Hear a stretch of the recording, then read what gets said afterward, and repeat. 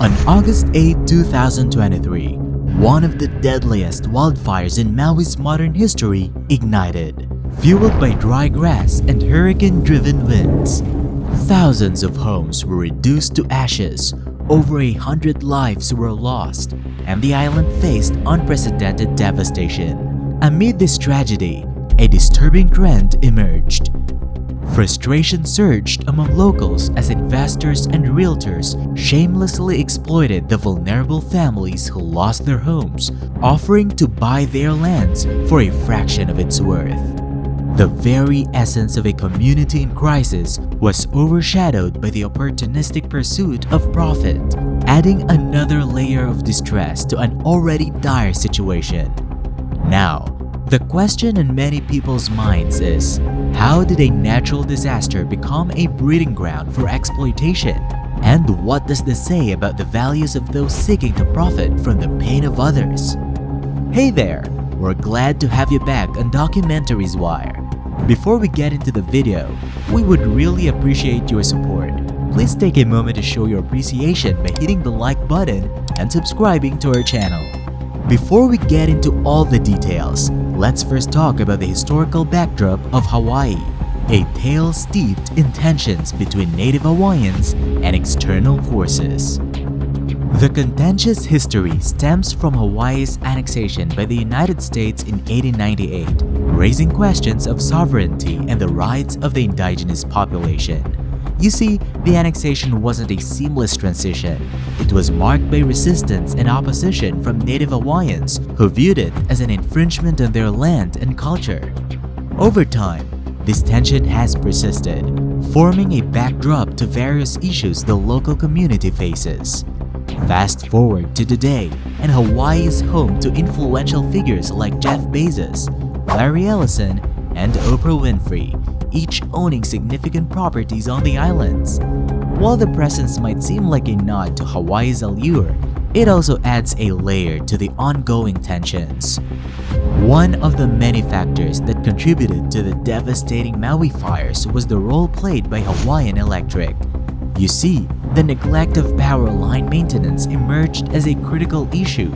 The company failed to address the pressing need for safety measures, allowing dry and windy conditions to create a tinderbox ready to ignite. Here's where it gets even more concerning. Despite knowing the risks and the necessary improvements, Hawaiian Electric delayed requesting a rate increase to fund these safety measures. This delay wasn't just inconvenient, it had real consequences. As the fires raged on, the destruction unfolded on an unprecedented scale. Thousands of homes were reduced to ashes, lives were lost, and a community faced the aftermath of choices that prioritized financial considerations over the safety and well-being of the people it served. Inadequate emergency response was also critical to the Maui fires, especially concerning the hazard sirens meant to warn the community. These sirens, over 400 across the islands, are touted as the most extensive network globally, designed to alert residents about various disasters, including wildfires. However, a glaring failure emerged when the wildfire struck and the hazard sirens remained silent. The community, already grappling with the devastation, received no warning through the supposedly robust emergency system. Why? Well, a string of excuses followed. Firstly, some claimed that broken signs rendered the sirens ineffective. Others argued that certain signs had never been activated, rendering them useless in a crisis.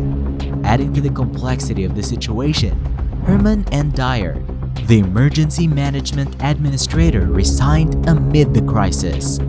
This move raised eyebrows, prompting a critical look at leadership decisions during a time when a community desperately needed effective emergency response.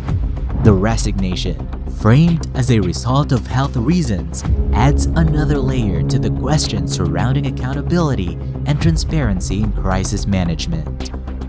Moreover, real estate speculation emerged as a troubling trend after the Maui fires. Instead of offering support to the families who had lost their homes, investors and realtors saw an opportunity. They approached grieving families, dangling offers to purchase their land for a fraction of its actual value. This exploitative behavior during a time of profound grief raises serious ethical concerns. Families, already dealing with the emotional and physical toll of the fires, found themselves targets of opportunistic offers. Now, how did a tragedy become a breeding ground for financial gain at the expense of vulnerable families? The situation has become so dire that the Hawaii governor contemplates suspending the housing market. This drastic step is seen as a measure to shield families from further exploitation, preventing the sale of land at undervalued prices during a time of crisis. Now, the focus turns to the aftermath and the accountability of Hawaiian Electric in the Maui fires. An investigation is underway to unravel the extent of the company's responsibility. It's a critical step in understanding the negligence that contributed to the devastating consequences. Simultaneously, a class action lawsuit has been filed against Hawaiian Electric. Families affected by the fires are seeking legal recourse, demanding accountability for the losses they endured. This illegal action brings attention to the potential consequences for the company. The impact is not just legal, it's financial too. Hawaiian Electric's stock value took a significant hit after the Maui fires.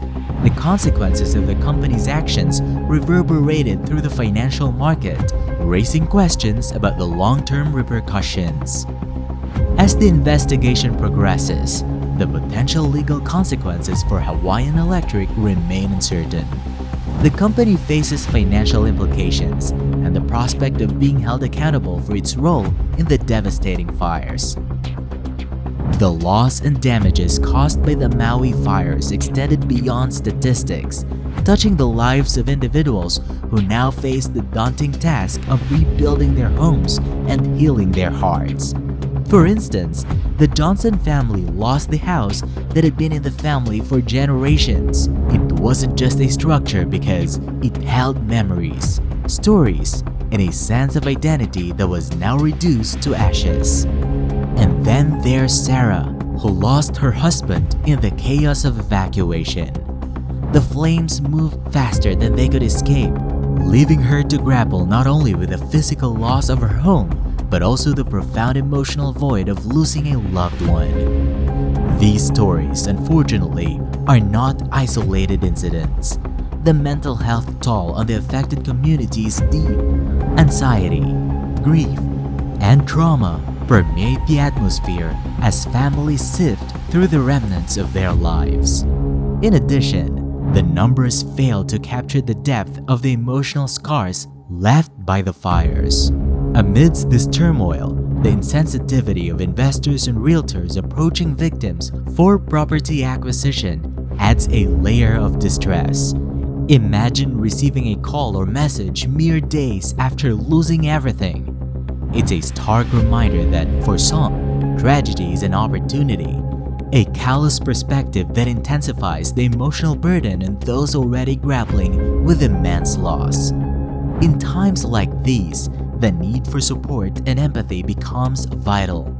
Beyond the legal and financial implications, the affected community requires a network of compassion.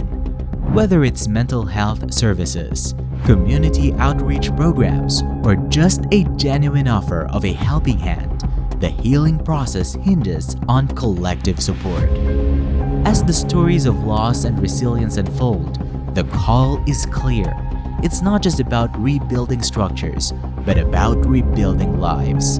The statistics may paint a picture of devastation, but the human stories underscore the urgency for genuine empathy and assistance during this profoundly challenging time. So, how can we, as a society, ensure genuine support and empathy for those affected by disasters?